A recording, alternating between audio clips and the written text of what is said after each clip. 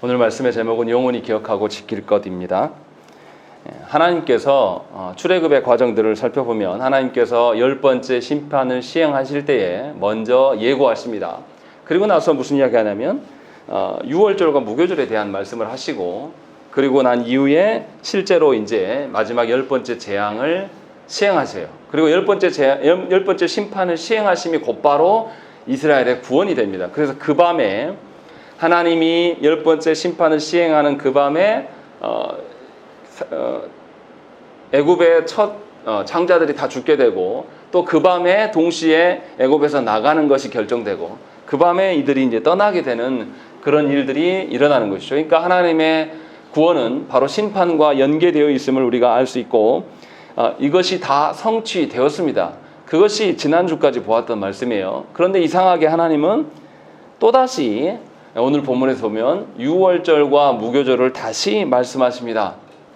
왜 다시 말씀하시는 것일까? 이미 구원은 이미 끝났는데, 성취됐는데 왜 하나님은 이것을 다시 이야기를 하고 계시는가? 이것이 중요한 것입니다. 이것이 도대체 그리스도인들에게 무슨 의미인가? 라는 것을 아는 것이 오늘 설교의 내용입니다. 하나님께서 애굽의 심판과 이스라엘의 구원을 베푸시는 것은 그냥 그 당시에 이스라엘 사람들이 애굽에서 탈출해서 노예에서 벗어나서 자유인이 되는 것이 전부가 아니에요. 우리는 구원을 이런 식으로 오해합니다. 우리의 삶에 있어서 어려운 문제가 있는데 이 문제를 해결해 주는 것이 구원이다 라고 생각을 해요.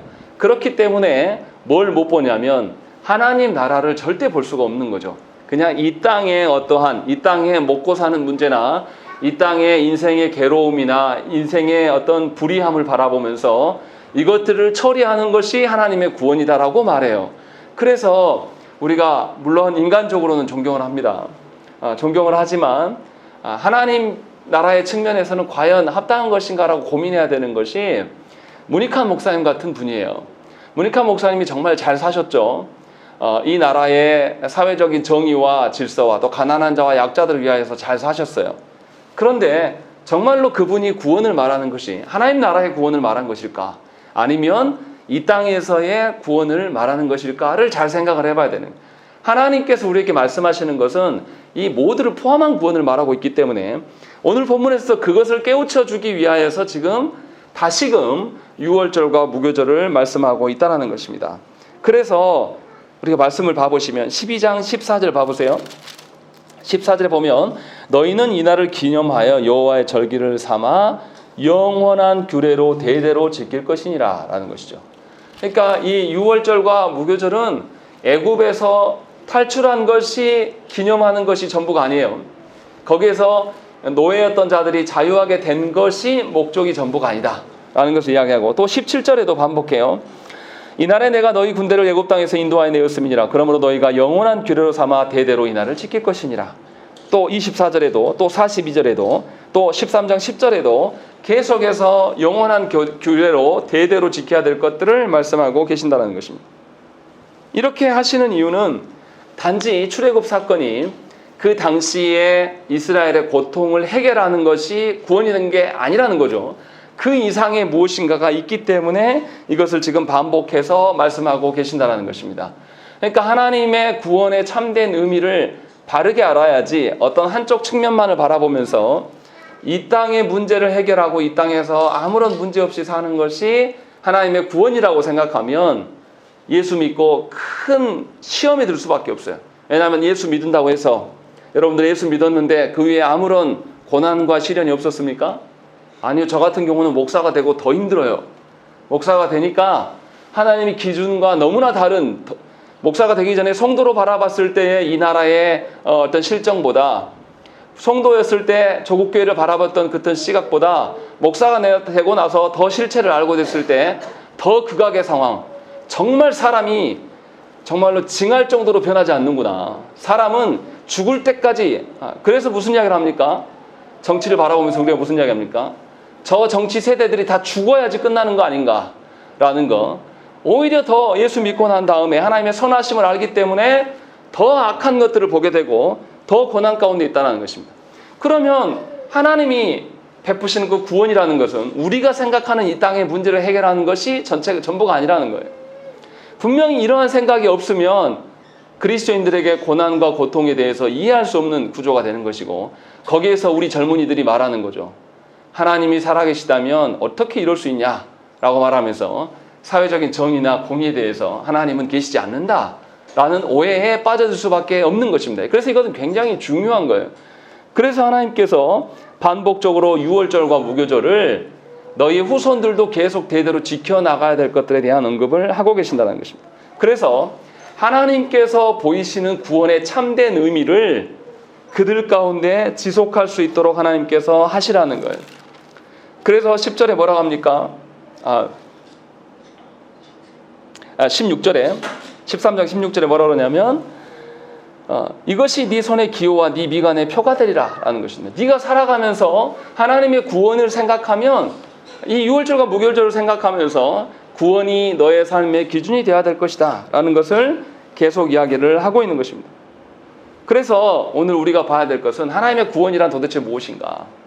하나님이 이 유월절과 무교절을 통하여서 이 이스라엘 백성과 또 우리에게 무엇을 알리고자 하여서 이것을 하고 계신가를 봐야 한다는 것입니다. 그래서 하나님께서는 유월절과 무교절을 영원히 대대로 지키라는 것입니다. 그러면 이제 두 번째로 생각해야 될 게 뭡니까? 우리가 유월절과 무교절을 지키는가? 이 부분이에요. 대대로 지키라고 했는데 왜 우리는 안 지키는가? 이 부분에 대해서도 생각을 해봐야 되는 것입니다. 먼저 왜 지키라고 하시는지를 살펴야 돼요. 출애굽기 12장 17절 말씀을 읽겠습니다. 12장 7절 말씀 시작.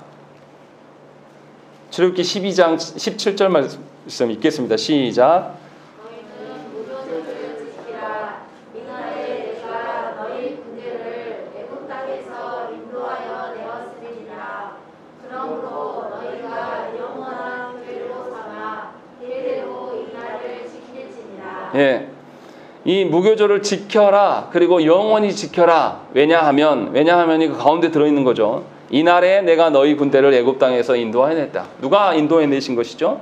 하나님께서 인도하여 내신 것이다 라고 이야기를 하고 있는 거죠. 그러니까 하나님의 은혜가 있기 때문에 너희가 유월절과 무교절을 영원한 규례로 지킬 것을 말씀하시는 거예요. 그러니까 유월절과 무교절을 지키는 것이 목적이 아니라 지키면서 하나님의 은혜가 무엇인지를 기억하라는 거죠.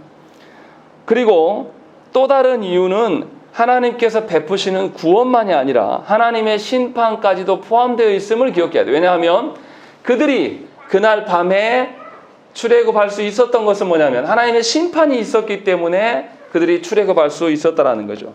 그래서 분명하게 모세의 그 당시의 사람들만 아니라 그의 후손들도 유월절의 의미를 모를 때에 여호와의 유월절 제사라고 답하라고 말하는 것이죠. 그렇게 해서 하나님께서 제정해 주신 날이다. 즉 여호와께서 만들어 주신 날이다. 여호와의 은혜가 없이는 그것이 불가능한 날이다 라고 이야기를 하고 있는 것이죠. 그래서 여호와의 유월절의 의미라고 이야기를 하는 것입니다. 그래서 유월절 제사라고 이야기를 하는 것입니다. 그렇게 이야기하는 이유가 무엇입니까? 분명하게 27절 말씀 한번 읽겠습니다. 27절 12장 27절입니다. 시작. 너희는 이르기를 이는 여호와의 유월절 제사라. 여호와께서 애굽 사람에게 재앙을 내리실 때에 애굽에 있는 이스라엘 자손의 집을 넘으사 우리의 집을 구원하셨느니라 하라 하매 백성이 머리 숙여 경배하니라. 너희 시대뿐만 아니라 너희의 후손들이 이것을 지켜나갈 때 물을 거 아니냐. 이거 왜 지킵니까? 라고 물을 때에 하나님이 그날에 심판하셨다. 그리고 그 심판의 의미가 여호와의 유월절 제사로 남겨져 있다. 제사라는 것은 무엇입니까? 예배라는 거예요. 예배의 의미로 그들 가운데 있는 것이죠. 그러니까 여호와를 위한 예배가 되어야 되는데 왜 여호와를 위한 예배가 되냐? 하나님께서 그날에 심판을 행하심으로 말미암아 우리에게 구원이 온 것이다 라는 것을 알으라는 거죠. 그러니까 우리가 예배 드리는 것은 그냥 드리는 게 아니에요. 참 제가 너무나 안타까운 것은 예배를 드릴 때에 아무런 전제 없이 드리려고 하는 분들이 너무나 많아요. 우리가 예배는 누가 드립니까? 지금 한국교회 안에서는 예배를 아무나 와서 드리라고 이야기를 하기 때문에 그 의미가 없어요. 퇴색돼 버렸습니다. 그러나 우리의 신앙 선배들은 예배를 드릴 때에 하나님의 자녀가 아닌 세례받고 하나님을 나의 구주로 영접하지 않는 사람들의 자리는 따로 배치했어요. 그래서 하나님의 언약 백성과 분리시켰습니다. 그 사람들 그냥 구경하는 거지 예배하는 게 아니에요. 즉 무슨 말이냐면 예배는 하나님의 공의로운 심판이 전제된 자들만 드릴 수 있어요. 예수 그리스도께서 그 심판의 모든 그 하나님의 그 분노, 진노를 다 감당해 주셨기 때문에 우리가 하나님 앞에 나와서 예배할 수 있는 거예요. 그러니까 우리의 예배는 구원받은 신자, 구원만이 아니라 심판을 경험한 신자, 이 신자들이 나와서 하나님께 예배하는 것입니다. 그런데도 너무나 많은 저국교회 성도들은 예배가 자기 선택이라고 말합니다. 아주 교만한 거예요. 예수 그리스도께서 바로 여러분을 위하여서, 당신을 위하여서 죽으셨기 때문에, 하나님의 진노를 온전히 감당하셨기 때문에 우리가 이 자리에 나와 있는 거예요. 그러니까 심판이 전제된 구원이고 그 구원받은 사람이 하나님께 예배하는 거예요. 그러할 때에 하나님의 무한한 그 긍휼하심을 발견할 수가 있는 거예요. 당신의 아드님을 내어주시고 그로 말미암아 우리를 예배 가운데 부르신 것입니다. 이것에 대한 생각이 없이 나오면 우리의 죄됨에 대해서 돌아보지를 않아요. 나는 꽤 괜찮은 사람이고 나는 그래도 하나님의 뜻대로 사는 직분자고 스스로 자만해서 하나님께 나오는 거예요. 그렇기 때문에 자기 기준으로 나오고 자기의 어떠함으로 나오기 때문에 자기 상황이 달라지고 자기의 정서의 변화가 생기면 예배 안 나오는 겁니다. 더 정확히 말하면 하나님의 구원을 모르는 거예요. 본인은 수십 년 예수 믿었다고 이야기할지 모르겠으나 사실은 하나님과 아무런 상관없는 사람인 것입니다. 그렇게 살아가는 이들이 교회 안에 굉장히 많아요. 여러분들이 그런 사람들이 아닌지 돌아보셔야 돼요. 이것을 언제 확인하라? 6월절과 무교절을 지키면서 여러분들 자녀에게 왜 드려야 됩니까? 라고 했을 때 두 가지를 말한 거죠. 하나님이 우리를 구원하셨다. 하나님의 은혜를 먼저 생각하는 것이고, 하나님이 이를 구원하시기 위해서 반드시 뭐 하셨다? 그날 밤에 심판도 행하셨다. 그래서 하나님은 사랑의 하나님만이 아니라 하나님의 사랑을 이야기하려면 반드시 뭐가 있어야 된다? 하나님의 공의의 심판이 있었다라는 것. 이 두 가지가 있는 그것을 아는 자라면 하나님께 나올 때 우리가 어떤 모습으로 서겠습니까? 교만하고 나의 어떠함으로, 나의 잘남으로 하나님 앞에 서지 않을 거예요. 또 교회 안에 나올 때도 나의 죄악의 크기나 다른 사람의 죄악의 크기나 이거 비교할 필요가 없어요. 하나님 앞에 모두 죄인이거든요. 그런데 이 정서가 없기 때문에, 이 전제가 없기 때문에 교회 안에 어떻습니까? 정말 제가 보고 있으면 이 교회 안에 뒷담화가 도가 지나쳐요. 얼마나 남의 말 이야기하는지 좋아하는지 몰라요. 왜 남의 말 이야기합니까? 자신의 죄를 인정하지 않기 때문에 교만해지는 거죠. 그래서 남의 말 하느라고 정신을 못 차리는 거예요. 그러나 분명하게 하나님께 예배하러 나오는 것은 예수 그리스도의 죽으심이 전제되어 있는 것이고, 그렇기 때문에 우리는 무한한 긍휼을 잊고 이 자리에 선 거예요. 그래서 예배 가운데 나올 때 우리의 죄악의 문제를 하나님께 내려놓을 수밖에 없는 거예요. 다시금 예수 그리스도께 의지하여 주 앞에 서는 것. 그것이 우리가 십계명을 읽고 난 뒤에 우리가 사죄에 선언하면서 하나님께 회개하는 기도를 올리는 이유가 바로 그것입니다. 그래서 저와 여러분들이 하나님의 구원을 이야기할 때 반드시 예수 그리스도의 죽으심을, 하나님의 심판을 기억하셔야 된다는 것입니다. 그래서 하나님께서는 당신의 언약 백성들에게 이처럼 하나님의 구원이 심판이 전제되어 있다라는 것을 자자손손 대대로 알리라고, 누리라고 명령하셨습니다. 그러면 이 명령이 신약에서는 어떻게, 분명히 구약에서는 유월절과 무교절을 계속 언약 백성들이 지켜갔어요. 그러면 신약에서는 이것을 어떻게 지키고 있습니까? 사도 바울 선생이 예수께 들은 바를 고린도 성도들에게 알려줍니다. 고린도전서 11장 24절과 25절 말씀 보면, 축사하시고 떼어 이르시되 이것은 너희를 위하는 내 몸이니 이것을 행하여 나를 기념하라 하시고, 식후에 또한 그와 같이 잔을 가지고 이르시되 이 잔은 내 피로 세운 새 언약이니 이것을 행하여 마실 때마다 나를 기념하라 하였으니 라고 되어 있습니다. 예수께서 이제 하나님의 심판의 자리로 나아가기 위해서 십자가에 매달려 올라가시기 그 밤에 떡을 가지고 축사하시고 떡과 잔을 떼어주시고 예수 그리스도 자신을 기념하라고 말씀하셨습니다. 똑같은 거죠. 유월절 하나님의 심판이 있는 그 밤에 하나님께서는 유월절 어린 양을 먹게 하시고 또 무교병을 먹게 하심으로 말미암아서 하나님의 자녀됨을 확인했어요. 똑같이 예수께서 이 성찬을 통해서 예수 그리스도의 살과 피를 먹게 하심으로 분명히 예수 그리스도로 말미암아 우리가 존재하는 자들이다. 예수 그리스도로 말미암아 생명이 주어진 자들이다라는 것을 기억하라고 말씀하신 거예요. 그래서 고린도서 11장 26절 말씀에 너희가 이 떡을 먹으며 이 잔을 마실 때마다 주의 죽으심을 그가 오실 때까지 전하는 것이다 라고 말씀하시는 거죠. 그러니까 이 성찬은 예수 그리스도의 죽으심을 전제하는 것이고 죽으심이 있기 때문에 우리가 하나님 앞에서 새 백성이 된 거죠. 그래서 이것을 예수께서 다시 오실 그날까지 계속 존속하라는 것이죠. 다시 말하면 구약의 유월절과 무교절이 우리 신약에서는 성찬으로 우리에게 계속 지켜질 것들을 예수께서 명령하셨다는 것입니다. 그래서 이 성찬을 통해서 예수 그리스도의 대속의 죽으심을 사도 바울 선생은 예수를 아는 모든 자들에게 예수께서 오시는 그날까지 지켜야 될 것들을 전하고 기억하고 가르치라고 지금 말씀하고 있는 것입니다. 그러니까 신약의 교회들, 우리들은 하나님의 구원과 심판 그리고 그 구원의 은혜를 성찬을 통해서 계속 반복되게 해야 된다는 것입니다. 그래서 그리스도의 대속을 우리가 먼저 기억하고 누리며 또 자손들에게 대대로 전달해야 될 책임이 우리에게 있는 것입니다. 그러니까 예수 그리스도의 그 죽으심의 참된 의미를 자녀들에게 가르치지 않는 자는 언약 백성이라고 말할 자격이 없는 것입니다. 아무것도 행하지 않으면서 하나님께서 다 해주실 것을 바라기보다는 하나님께서 명하신 바에 대해서 우리가 책무가 있다는 것입니다. 그런데 이 언약은 하나님께서 언제 약속하신 거냐면 아브라함과 이삭과 야곱에게 맺으신 그 언약에서부터 출발한 것이고 이것이 이스라엘의 구원으로 분명히 드러나고 있는 것, 그리고 그것이 예수 그리스도 안에서 모든 것이 성취되어져 간 것을 볼 수 있는 거예요. 그러니까 우리가 지금 누리고 있는 그 하나님의 구원의 은혜라는 것은 심판을 전제한 구원의 은혜이고 이것에 대한 이 언약의 장구함은 아브라함 때부터 시작된 거예요. 굉장히 하나님께서 우리의 구원을 위하여서 옛 과거부터 고대부터 아주 정교하게 준비하셨고 이것이 뒤틀림이 없이 우리 가운데 지금 오고 있는 거예요. 그렇게 해서 저와 여러분들이 예수 믿게 된 것입니다. 그러니 얼마나 은혜입니까? 똑같이 말씀을 들어도요 절대 반응하지 않는 사람이 있어요. 이미 나보다 훨씬 더 예수를 빨리 믿었는데 지금은 주님을 떠난 자들이 있습니다.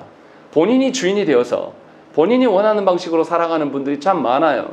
그런데 이상하게 나는 늦게 믿었고 게으르게 믿었고 너무나 하나님 보시기에 그렇게 좋아 보이지 않는 삶을 살았음에도 불구하고 이 하나님의 장구한 구원의 역사 가운데 포함해 있다라는 것이 얼마나 놀라운 일인지를 저와 여러분들이 하나하나 헤아리면서 경험하시고 인정할 수 있으셔야 돼요. 그것이 은혜를 누리는 삶입니다. 이것이 빠져있고 그냥 내 일상에서 어떤 문제들, 돈의 문제들, 건강에, 자녀들의 문제들 이런 것을 붙잡고 이것이 해결되기를 구하는 것은 구원의 어떠함을 전혀 모르는 아둔한 인생을 살아가는 것입니다. 그래서 교회를 다니다가 뭔가 문제가 생기면 교회 안 다니는 분들이 있어요.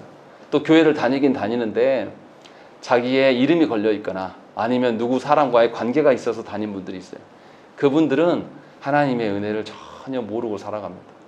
목사로서 보고 있으면 너무나 안타까워요.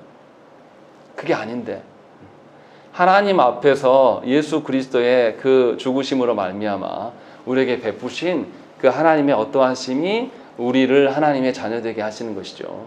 지금 그것을 말하고 있는 것입니다. 그래서 하나님이 우리를 얼마나 귀하게 여기십니까? 우리가 어떤 존재인지를 너무나 잘 아세요. 그래서 하나님께서 유월절과 무교절을 정해놓으시고 이스라엘에게 계속 지키게 하는 거예요. 그러면 해년마다 이것들을 지켜나가면서 이 사람들이 뭘 기억하겠습니까? 하나님의 구원과 하나님의 심판을 계속 기억할 거예요. 우리가 너무나 어리석으니까 이걸 반복적으로 시행케 하시는 거죠. 우리에게도 하나님께서 무엇을 주셨습니까? 성찬을 주셨어요. 그래서 성찬을 통해서 우리의 구원이 하나님의 심판에 전제된 구원이고 그 구원의 은혜가 얼마나 큰 것인가를 계속 확인하라고 우리에게 주신 것이죠. 우리는 늘 잊어버리고 하나님의 은혜와 하나님의 주권자 되심에 대해서 부인하고 살기 때문에 하나님께서는 이것을 우리에게 시행해서 주신 거예요. 자, 그럼 다시 생각을 해보십시다. 하나님께서 우리에게 주신 이 예배와 하나님 주신 이 성찬이 우리에게 짐이 되고 부담스러운 것입니까? 만약에 그렇게 생각한다면 여러분들은 하나님의 구원의 은혜를 못 누리는 거예요. 우리의 실존이 어떠한 것을 하나님께서 너무 잘 아시기 때문에 하나님께서 예수 그리스도를 희생당하게 하심으로 우리를 예배 가운데 불러놓으신 거예요. 우리가 스스로 하나님을 찾지 않을 것이라는 걸 너무나 잘 알기 때문에. 그리고 성찬을 통하여서 예수 그리스도와 한 몸됨을, 예수 그리스도의 몸으로서 네가 살아가라, 예수 그리스도의 몸의 한 일부로서 네가 살아가라 라고 하면서 성찬을 우리에게 주신 것이죠. 그러니 하나님께 주신 예배는 마땅히 존중받아야 될 예배가 되어야 된다는 것입니다. 여러분들 가운데 여러분들이 정말로 예배를 존중하고 하나님 주신 성찬을 귀하게 여기고 살아가는지를 이 시간 돌아보셔야 된다는 것이에요. 할 수 없어서 어거지로 나와서 드리는 것이 얼마나 하나님의 그 베푸시는 구원을 땅에 짓밟고 더럽히는가를 기억하셔야 되는 것입니다. 참으로 안타까운 것은 하나님이 주시는 그 예배를 우리 시대의 교회는 마음대로 각색해요. 질병의 이유로 말미암아서 우리는 어떻습니까? 그냥 집에서 드려도 됩니다. 온라인으로 기술의 발달로 하나님도 테크니컬하게 그냥 가면 되는 것이지 무슨 하나님의 방식이 필요하냐? 우리는 이렇게 말해요. 그래서 틈만 나면 편한 방식을 찾아갑니다. 하나님께서 우리 예배를 받으실까요? 저는 참 걱정이 돼요. 예전에 우리의 신앙 선배들은 정말 허름한 예배당에서 위에 막 쥐가 돌아다니고 쥐가 떠있는 그 예배당에서도 예배 드리기를 사모했어요. 그리고 말씀이 있는 곳이라면 눈 오는 날도 눈을 치워가면서 1시간, 2시간 눈 치우면서 걸어가야 그 길을 말씀 사모하는 것으로 그렇게 예배에 나오면서 신앙을 지켰습니다. 그래서 우리에게 말씀이 온 거예요. 그런데 우리는 정말로 하나님 주시는 그 예배와 성찬을 어떻게 받고 있는가 돌아보셔야 돼요. 이것이 오늘 유월절과 무교절의 의미예요. 이것을 영원 대대로 너희 후손들에게 영원히 지켜야 될 것이다 라고 주심의 의미를 바르게 아셔야 된다는 것입니다. 그러니까 하나님 앞에 서야 돼요. 하나님 주신 예배와 성찬을 내가 정말로 귀히 여기고 복된 것으로 알고 나오는 것인지, 아니면 이 장양교회 등록은 해놨는데 내 이름이 달려있고 또 안 나가면 목사한테 미안해서 나오는 것인지 잘 돌아보셔야 돼요. 이것에서 틀어지면 모든 것이 틀어집니다. 신앙생활이 아니에요. 그런 식으로 신앙생활 하기를 바라는 분들이 있어요. 그래서 목사가 전화해서 위로해주면 예배 나오고, 목사가 아무런 말하면 목사님 사랑이 없어서 안 나간다고. 얼마나 안타깝습니까? 목사, 제 사랑 받으려고 이곳에 온 거 아니잖아요, 여러분들. 하나님 사랑 알기 위해서 온 거 아닙니까?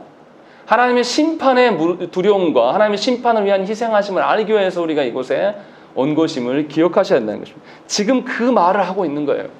그래서 하나님께서 이미 출애굽이 시작되었는 그 다음에 모세와 아론을 다시 불러서 유월절과 무교절에 대한 이야기를 하고 계신다는 것입니다. 그러면 하나님께서 유월절을 어떻게 지키라고 말씀하시는가? 첫 번째는 뭐냐면 하나님께서 무교절에 무교병을 언급하십니다. 그러면 왜 우리가 무교병을 먹어야 되는가? 이 무교병이 상징하는 바가 무엇인지를 바르게 알아야 됩니다.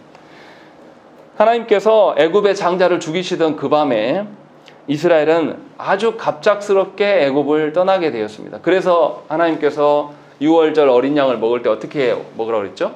옷차림새를 다 입고 허리띠까지 다 등에 메고 신발까지 신고 말하면 바로 출발할 수 있는, 아주 급하게 출발할 수 있는 상황 가운데 있으라는 거죠. 그래서 12장 33절과 34절에 뭐라 되어 있냐면, 애굽 사람들은 말하기를 우리가 다 죽은 자가 되도다 하고 그 백성을 대촉하여 그 땅에서 속히 내보내려 하므로 그 백성이 발교되지 못한 반죽 담은 그릇을 옷에 싸서 어깨에 매니라는 것이죠. 발효되지 못한, 발효할 만큼 무엇인가 준비되지 않은 상황 가운데서 출발하라는 것. 이 말의 의미가 뭡니까? 빵이 발효될 만한 시간이, 그러니까 우리가 집을 떠나면 반드시 떠날 때 여행객이 뭘 챙깁니까? 먹거리를 챙겨가야 될 거 아니에요. 그런데 먹거리를 챙겨갈 때에 가는 길목에서 먹을 수 있는 완전히 준비된 상태에서 떠나야 되는데 지금 하나님은 뭘 하냐면 아직 발효되지도 않은 그 떡반죽을 가지고 나가라는 거예요. 그래서 구원의 신속함에 대한 이야기를 하고 있는 거예요. 그렇게 아주 급하게 생각을 해보세요. 사람의 생각으로는 하나님이 출발하라고 한다고 해서 우리는 뭐 했습니까? 하나님, 제가 키우는 소는요, 제가 키우는 뭐는요, 또 하나님 우리가 가면서 먹어야 되지 않겠습니까? 물도 있어야 되고 뭐도 있어야 되는데 왜 그런 거 챙기라고 안 하십니까? 하면서 지체할 수 있고 하나님께 반문할 수 있어요. 그런데 그렇게 떠나지 않았다라는 거예요. 이스라엘 백성들이 애굽을 떠날 때는 아무런 준비 없이 그냥 바로 출발할 때 떠난 거예요. 이렇게 떠날 수 있는 이유가 무엇입니까? 하나님을 신뢰함이에요. 하나님이 나를 애굽에서 건져내시는 것뿐만 아니라 앞으로의 삶까지도 하나님 책임져 줄 거라는 그런 신뢰가 있는 자만이 그 땅에서 즉시 순종하면서 떠날 수가 있는 거예요. 그러니까 무교병의 의미는 뭐냐면 하나님의 말씀에 순종함을 상징적으로 보여주는 것이에요. 그래서 무교병을 먹으라는 것입니다. 우리 생각에 이 빵이 반죽이 되고 온전히 숙성이 돼서 이제 맛있는 상황이 되고 먹을 만한 상황이 돼서 가라는 그런 뜻이 아니라는 거죠. 바로 가라는 거죠. 그래서 마태복음 16장 6절 말씀에 예수께서 이르시되 삼가 바리새인과 사두개인들의 누룩을 주의하라 하시니 라고 되어 있습니다. 그 당시에 바리새인과 사두개인들은 종교 지도자들입니다. 종교 지도자들의 누룩을 조심하라는 거죠. 이 말의 의미 뭡니까? 종교 지도자들이 하나님의 말씀에 즉각적인 순종을 보이는 사람이 아니라 로마의 집권자들에게 눈치를 봐가면서 자기의 권한을 유지하려고 하니 하나님께 순종하는 것보다는 순종함에 있어서 미적미적 거리는 거예요. 막 계산하고. 그리고 온전히 빵에 숙성될 때까지 시간을 벌려놓고 행동하는 자들이다. 당시의 종교 지도자들이 바로 그러한 자들이다 라고 말하면서 주님이 그것을 주의하라고 이야기를 하는 것이죠. 그래서 외식하는 삶이다 라고 말씀하신 거예요. 왜냐하면 하나님께 보여주는 삶이 아니라 사람들에게 보여주는 게 중요한 거예요. 사람들에게 자기가 얼마나 종교성이 강한 사람인가. 또 이것이 로마인들에게 전달돼서 유대인들의 종교 지도자들의 권세를 인정해주는 이것을 목적으로 두고 살아가는 것에 대해서 예수께서 지적하시는 거예요. 우리는 어떻습니까? 우리 안에 누룩은 무엇이에요? 하나님께서 주신 말씀에 하나님을 신뢰함으로 살아가는 것이 아니라 내 판단과 내 연륜과 내 경험에서 계산해서 하나님의 명령보다는 내가 힘써야 될 것들을 자신이 정하고 그것대로 살아가는 것이 바로 저와 여러분들의 누룩이 아닌가 생각을 해보셔야 한다는 것입니다. 그래서 하나님께 예배함과 성찬이 있는 그곳을 사모하는 것이 아니라 오늘은 이래서 못 갑니다. 또 이래서 저래서 못 가고요. 이래 저럽니다. 라고 이렇게 하는 것.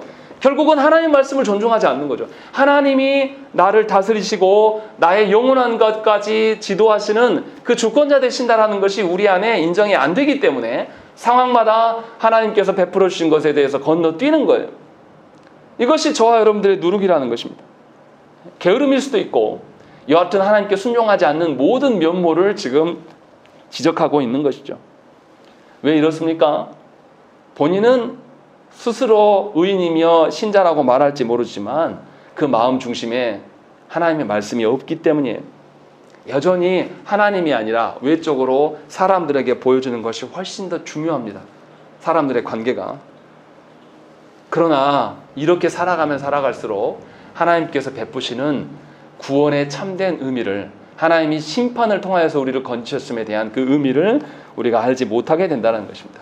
두 번째는 무엇이냐면 유월절에는 반드시 할례 받은 사람만 참여할 수가 있습니다. 44절에 보시면 각 사람이 돈으로 산 종은 할례를 받은 후에 먹을 것이며 라는 것입니다. 유월절과 무교절을 참여할 수 있는 사람은 반드시 할례를 시행해야 된다는 것이죠. 그런데 여기서 중요한 것은 45절 말씀. 거류인과 타국 품꾼은 먹지 못할 것이다. 잠깐 있다 가는 사람들, 그냥 일하러 사교를 받고 일하러 사람들은 다 제외시키라. 할례를 무슨 말입니까? 할례를 받았다는 의미는 그들과 함께 하나님의 인도하신 대로 살기를 원하는 자들, 이런 자들에게 지금 먹게 하신다는 것입니다. 그래서 49절 말씀을 한번 읽겠습니다. 시작.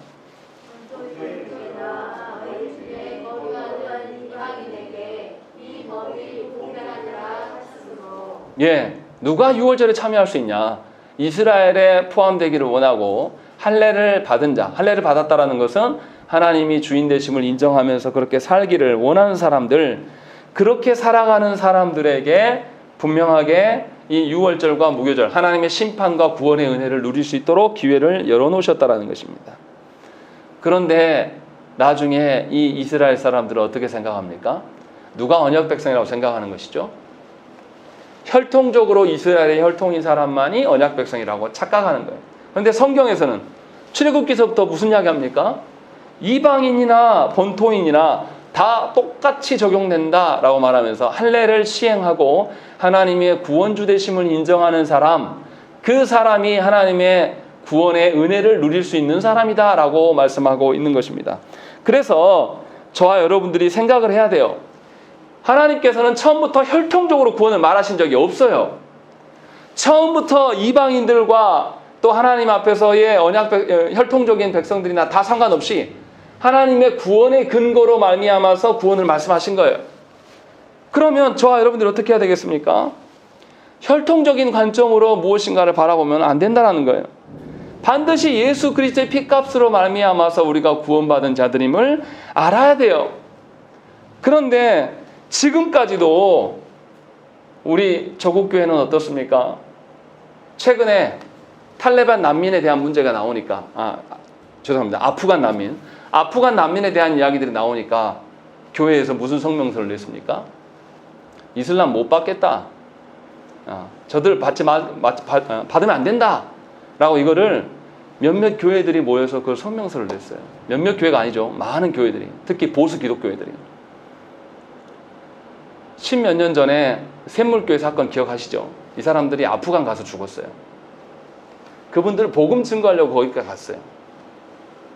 그렇게 그 복음을 위하여서 그곳에 보냈던 교회는 어디 가고 이제는 아프간 받지 않겠다라는 거예요. 이게 말이 됩니까? 혈통적으로 어떤 그러한 근거로 인하여서 복음을 가로막는 사람이 누구냐면 바로 교회예요. 여러분들도 잘 생각하셔야 돼요. 교회는 범죄자가 오는 곳이 아니고 교회는 어느 정도 깨끗하고 살만한 사람이 오는 그런 것이 아니에요. 누구나 와야 됩니다. 예수 그리스도의 피로 말미암아서 범죄자든 뭐든 다 와야 돼요. 그러나 반드시 교회가 이들이 하나님 앞에서 회심했는가를 점검을 해야 돼요. 중요한 것은 회심이에요.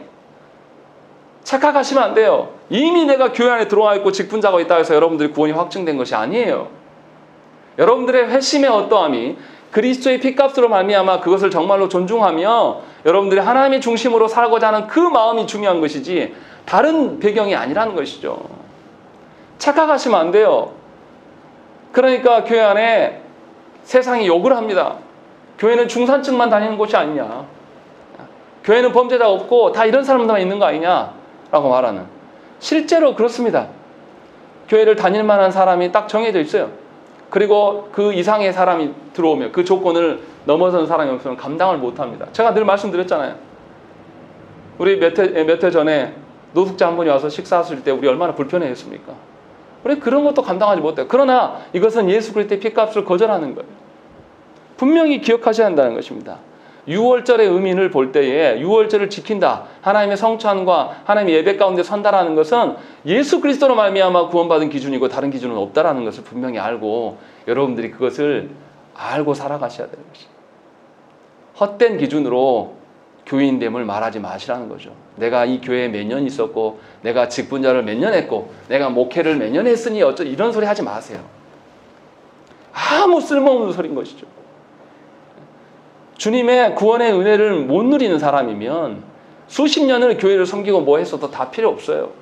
하나님 앞에 범죄하는 것뿐입니다. 그런 헛된 사람의 연륜을 보고 평가하지 말라라는 거예요. 분명히 유월절 이야기할 때 본토인이나 이방인이나 하나님 앞에 다 동일한 법으로 서게 될 것이다 라고 말씀하고 있다는 것입니다. 그리고 세 번째는 46절 말씀 우리 한번 읽겠습니다. 46절 말씀 읽겠습니다. 시작.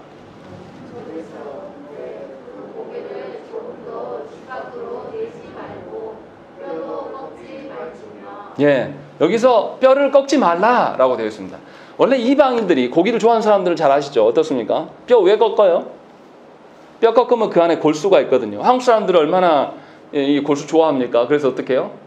뼈를 고아버리잖아요. 그래가지고 그 국물까지 싹 마시잖아요. 우리 그런 민족이에요. 그런데 이거 하지 말라는 거예요. 하나님께서 골수의 영양가가 많음을 모르셨을까요? 그게 아니겠죠. 여기서 이야기하는 것은 뭐냐면 나중에 예수께서 십자가에서 죽으실 때에 뼈가 꺾이지 않았다. 이것이 말씀대로 이루어진 것이다. 라고 말을 하거든요. 이 말은 뭐냐면 바로 이 어린 양, 잡히신 어린 양이 누구를 상징하고 있다는 것이죠.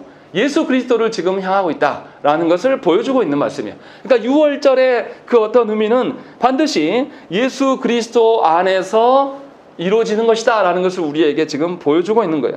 그러니까 우리가 우리 안에 신자됨과 성도됨과 교회됨을 이야기할 때는 반드시 예수 그리스도 중심 안에서 생각해야 되는 것입니다. 그것을 전제하는 것이 6월절과 무교절에 대한 이야기예요. 이미 구약에서부터 그 이야기를 하고 있는 거예요. 그러니 성경은 구약부터 신약 모두 또 종말에까지 예수 그리스도를 중심으로 말미암아서 엮어진 책이고, 구원의 어떠함은 구약 백성들도 예수 그리스도를 조망함으로 말미암아 예수 그리스도를 믿는 믿음으로 말미암아 구원받은 것이죠. 이것을 지금 보여주고 있는 것이죠.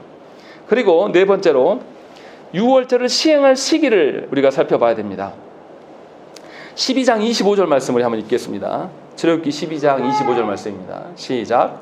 너희는 여호와께서 허락하신 대로 너희에게 주시는 땅에 이를 때에 이 예식을 지킬 것이라. 예, 이 예식을 하나님께서 명령하신 그 땅에서부터 지키게 될 거다라는 것이죠. 그러니까 6월절, 첫 6월절이 시행되는 그 밤에 준비했던 것 한번 경험하고 이들이 하나님이 약속하신 가나안 땅까지 들어갈 때까지 아직은 못 지켜요. 근데 가나안 땅에 가서 지키기 시작할 거다라는 것이죠. 그런데 13장 5절 말씀 보시면 이상한 이야기를 하십니다. 여호와께서 너를 인도하여 가나안 사람과 헷 사람과 아모리 사람과 히 사람과 여부수 사람의 땅 곧 네게 주시려고 네 전생들에 맹세하신 바 젖과 꿀이 흐르는 땅에 이르게 하시거든 너는 이달에 이 예식을 지켜라 라고 되어 있습니다. 그 땅이 지금 누구의 땅이라는 거예요? 다른 족속들이 살고 있는 그 땅이라는 거죠. 그러면 우리 마음이 어떻게 됐습니까? 아, 이거 어떻게 들어가지? 쟤네들 다 죽이고 들어가야 되나? 이런 생각이 들 수밖에 없는 거죠. 이 하나님께서 이렇게 말씀하시는 이유는 뭡니까? 하나님께서 예굽에서 벗어나게 하신 것처럼 그 땅에 다른 족속들이 살고 있는데 그 족속들까지도 하나님께서 어떻게 하신 거죠? 정리하시고 다 너에게 주시겠다라는 약속을 포함하고 있는 거예요. 다시 말하면 하나님께서 6월절과 무교절을 지키기 위해서 일하신다, 일하시 하지 않는다. 반드시 일하신다라는 것을 전제로 말미암아서 6월절과 무교절을 지킨다는 것입니다. 우리들에게 적용하면 이런 거예요. 하나님께서 우리를 예배 가운데 부르시고 하나님께서 우리를 성찬 가운데 두신다는 의미는 뭡니까? 우리가 예배할 수 있고 하나님 나라의 성찬을 행함으로 말미암아 그리스도의 그 은혜 가운데 하나님 나라를 조망하면서 살아갈 수 있도록 누가 일하신다? 하나님께서 일하시겠노라 라고 하는 그 약속이 전제된 것이 6월절과 무교절이라는 것입니다. 이렇게 하나님께서 우리에게 이야기하고 계신다는 것입니다. 그러니까 하나님께서 구약에서 주시는 6월절과 무교절의 절기라는 것은 그냥 형식적으로 종교 행위로 지켜라고 말씀하신 것이 절대 아니에요. 너희의 구원의 어떠함을 누가 관여하신다? 하나님이 관여하시고 하나님이 역사하실 것들에 대한 보증으로서 지금 그 일들을 행하고 있는 거예요. 그러니까 보이지 않는 하나님을 우리는 어디서 찾아야 됩니까? 우리의 예배와 성찬을 통하여서 하나님을 찾고 구하는 거예요. 그러면 당연히 하나님의 언약 공동체는 무엇을 존중할 수밖에 없습니까? 하나님께서 배설하신 예배와 하나님께서 주신 성찬을 존중하면서 우리가 예배에 합당한 자인가, 우리가 하나님 예수 그리스도의 그 피와 살을 먹고 마실 수 있는 그런 자인가를 돌아보면서 하나님께 살아가는 것이 너무 당연한 거예요. 과연 여러분들이 그렇게 사시는 분들입니까?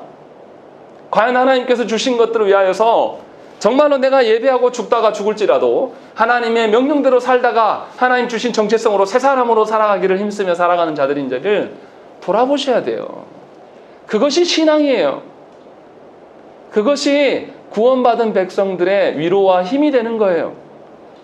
어떤 삶이 변화되고 삶에서 이 땅에서 내가 권세를 쥐고 내 자녀들이 잘 되고 그래서 어디 가서 내가 자랑거리가 많고 이런 것들이 신앙생활의 어떠함이 아니라는 거예요. 그런데 너무나 많은 사람들이 예수 믿은 후에 내 삶이 달라지지 않는다고 하나님께 징징거려요. 이미 달라졌다니까요. 하나님이 여러분 삶에 관여하셨어요. 뭐가 안 달라진 겁니까? 우리 자신이 안 달라진 거예요. 하나님이 관여하시고 하나님이 역사하신 것은 이미 예전부터 시작하고 있었고 예수 믿은 뒤에 알게 하셨는데도 불구하고 누가 하나님을 못 믿습니까? 내가 하나님을 못 믿기 때문에 내 상황과 정황만을 계속 이야기하는 겁니다. 하나님께서 그런 우리를 보면서 무슨 생각을 하실까요? 얼마나 안타까워 여기시면서 얼마나 마음이 애가 타시겠습니까? 목회자의 괴로움이 바로 이 부분이에요. 제가 여러분들의 삶에 무슨 도움이 되겠습니까? 제가 뭐 어떤 것에 뭐 전문가입니까? 아는 게 없어요. 도와줄 수 있는 건 아무것도 없습니다. 그러나 하나님께서 우리의 삶에 관여하시고 역사하실 것들에 대한 그런 전제가 성경에 있기 때문에 그것을 전달해 줄 수 있어요. 그것이 여러분들의 삶의 근간이 되어야 되는 것입니다. 그렇지 아니하면 우리가 하나님의 어떠하심에서 살아갈 수가 없게 되는 거예요. 하나님이 이미 우리 가운데 계심에도 불구하고 그것을 못 누리고 살아간다는 것입니다. 그래서 하나님이 주시는 예배와 성찬을 바라보면서 단회적 사건으로 봐서는 안 돼요. 아, 이번 주도 오늘 주일도 예배 다 드렸다. 나 할 거 다 했다. 하고 딱 가버리는 것이 나의 역할이 아니라는 것입니다. 함께 살아감이에요. 그것이 우리 가운데 있어야 되는 것입니다. 분명히 하나님의 언약 백성들에게 지속적으로 지속성을 띠며 하나님의 예배와 성찬의 은혜를 누리며 하나님의 심판과 구원을 기억하면서 살아가라고 주신 규례가 우리 가운데 있다는 것입니다. 그래야 해서 그 의식 자체가 힘이 있는 것이 아니라 하나님께서 주신 것이기에 힘이 있는 것이고 하나님이 우리와 함께 하실 것들에 대한 확증이기 때문에 참된 은혜임을 저와 여러분들이 반드시 누리셔야 한다는 것입니다. 그리고 그것을 또 다른 방식으로 하나님 확증해 주십니다. 하나님께서 13장 11절부터 16절 말씀에 처음 태어난 것에 대한 언급들을 하십니다. 하나님의 약속의 땅에 들어갔을 때 유월절과 무교절 규례 외에도 처음 태어난 것에 대한 규례를 말씀하시는 것이죠. 13장 13절 말씀 우리 한번 읽겠습니다. 시작. 자기의 첫 새끼는 다 어린 양으로 지속할 것이로 그렇게 하지 아니하려면 그 목을 꺾을 것이며 내 아들 중 처음 난 모든 자는 계속하여지리라. 예. 13절을 살펴보면 하나님께서 처음 태어난 것을 모두 어린 양으로 대속하라고 명령하십니다. 대속하라는 것은 대가를 치르라는 거죠. 어린 양으로 대가를 치러라. 왜냐하면 사람을 하나님께 바칠 수는 없잖아요. 그래서 분명히 어린 양으로 대가를 지불하고 소유권을 확정하라고 이제 말하는 것입니다. 이 의미는 하나님께서 누구의 주인이 되신다는 것이죠. 이스라엘의 주인이 되신다라는 것을 인정하는 과정으로 이 이야기를 하고 계신다는 것입니다. 하나님께서 출애굽기 4장에서 처음에 바로에게 나타나셔서 무슨 이야기합니까? 모세를 통하여서 바로에게 이야기할 때 내 장자 이스라엘을 보내라 라고 말씀. 처음부터 하나님은 이스라엘을 당신의 소유로 삼으시고 보낼 것을 경고하셨어요. 그런데 바로가 어땠습니까? 아니요, 이 백성은 내 것이요 라고 했을 때 어떻게 됐어요? 나중에 하나님이 내 장자를 네가 가둬두니 네 장자를 내가 죽이겠다 하면서 하나님 죽이신 거예요. 하나님이 저와 여러분들에게 동일한 것을 물으실 것입니까? 너는 누구 것이냐? 네 가정은 누구 것이냐? 라고 우리에게 항상 물으십니다. 태를 통하여서 난 모든 것이 하나님의 것이며 하나님께 속해 있음을 저와 여러분들이 인정할 수 있어야 돼요. 그렇지 아니하면 하나님께서 여러분들의 자녀들에 대해서 소유권을 물으실 것입니다. 그것이 굉장히 고통스러울 수 있어요. 분명히 이것을 기억하셔야 한다는 것입니다. 그래서 하나님의 소유된 자로 살아갈 수가 있어야 되는 것입니다. 생각해 보세요. 하나님께서 하나님의 소유권을 갖고 살아가는 자에게 하나님이 그를 지키시지 않겠냐 이 말이죠. 그를 보존하시지 않을 리가 있겠습니까? 반드시 하나님께서 그를 지키시고 보존하는, 우리의 손에 잠시 맡겨준 것은 맞지만 진정한 소유권은 하나님께 있는 거예요. 늘 말씀드리지만 하나님 나라에 가서도 여러분들이 여러분들의 자녀를 자녀로 바라보지 않아요. 하나님의 백성으로 동등한 입장에서 보게 될 것입니다. 그 점을 기억하셔야 돼요. 하나님 나라에서 부끄럽지 않으려면 여러분들의 자녀들에게 하나님의 말씀의 선한 기준들을 여러분들이 살아내는 것을 보여야 돼요. 하나님 나라 가기도 전에요. 이미 다 압니다. 저도요, 목회자 자녀로 자랐는데요. 어렸을 때 초등학교 때 제가 봤던 아버지의 모습과 중고등학교에 내가 아버지를 봤을 때랑 또 20대가 됐을 때 때가 동일한 목회를 하면서 아버지를 바라봤을 때는 느낌이 달라요. 왜 다르겠습니까? 저도 말씀을 알아가고 하나님 앞에서 선한 것이 무엇인가를 알게 되니 아버지에 대해서 아버지가 저를 말씀으로 양육해 준 건 감사하는 것이 전제되어 있으나 아버지의 연약함도 다 보인다라는 거예요. 여러분의 자녀들도 다 그것을 모르는 바가 아니에요. 그것을 다 알게 되어 있다는 것입니다. 그런 점에서 정말로 하나님께서 나에게 위탁하신 영혼들이 나의 것이 아니라 하나님의 소유된 것인가를 인정하는 것이 필수적으로 필요하다는 거예요. 저에게도 똑같습니다. 목회자들이 위세되는 근거가 무엇이냐면 성도 수예요. 그런데 미안하지만 그 성도들의 주인은 누구십니까? 하나님이세요. 목회자가 아니래요. 근데 교만한 목사들이 본인들이 모든 성도의 소유권을 쥔 것처럼 이야기합니다. 이 사람이 바로 누구와 같은 사람입니까? 바로와 같은 사람이에요. 하나님께서 그 바로를 내버려 두셨습니까? 반드시 심판하신다는 것을 기억하셔야 한다는 것입니다. 여러분들이 여러분들의 가정 안에 바로가 되지 않도록 하나님께 온전히 서야 되는 것입니다.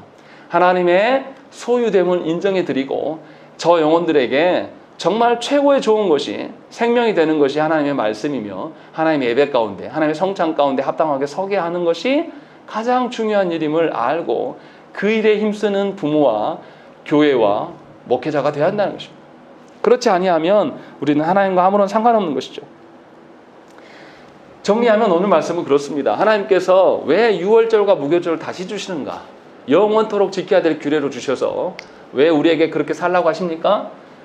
우리가 구원받음이 하나님께서 예수 그리스도를 희생하시는 그 심판으로 말미암아서 우리를 구원하게 하셨고 우리의 죄의 문제가 예수 그리스도를 감당하심으로 말미암아 심판이 전제된 구원을 우리는 누리고 살고 있기 때문에 하나님의 손에 달려있는 것이며 하나님께서 베푸시는 예배와 성찬이 우리가 존중해 드려야 될 가장 우리의 정체성에 확증할 수 있는 그런 것임을 기억하셔야 한다는 것입니다. 그래야 해서 분명히 하나님의 언약 백성으로 하나님의 소유된 자로서 저와 여러분들이 살아가셔야 된다는 것입니다. 그래서 우리의 마음 중심 안에는 늘 하나님의 주신 것들 위주로 살아가야 되는 것입니다. 여러분들이 인생을 계획할 때도 하나님의 언약 백성으로서의 어떠함을 근거로 계획을 해야 되고 여러분들이 1년을 계획할 때도 또 여러분들이 일주일을 계획할 때도 하나님께서 베푸신 예배를 먼저 선점해 놓고 나머지 것들을 채워나가는 방식으로 하나님께 계획하면서 살아가셔야 되는 것이죠. 그것이 아니고 먼저 자신의 계획과 자신의 판단에 의해서 모든 것을 세워놓은 다음에 남는 여지의 시간들 가운데 할 수 있으면 예배하고 아니면 못하고 이런 방식으로 살아가는 것은 하나님께서 명령하신 영원토록 지켜야 될 것들에 대해서 떠나가는 것임을 반드시 기억하셔야 한다는 것입니다. 이스라엘은 한 해도 빠짐없이 지속적으로 하나님의 절기를 지켜가면서 하나님 앞에 섰어요. 그래도 타락했습니다. 우리라고 별 수 있습니까? 우리라고 뭐 특별한 존재입니까? 분명히 예수 그리스도로 말미암아서 하나님의 자녀됨을 기억하셔야 돼요. 우리 자녀 중에 똑똑한 아이가 더 구원 잘 받고 좀 더 덜한 아이가 그렇지 않아요. 전부 동일하다는 거죠. 그 점을 기억하셔서 우리 가운데 참된 행복과 우리 가운데 참된 선한 것이 하나님께서 명령하신 것, 하나님께서 베푸신 것에 안에 있음을 기억하시고 누리시기를 간절히 축원합니다. 또 그 일에 여러분들이 힘쓰셔야 될 줄로 믿습니다. 함께 기도하겠습니다.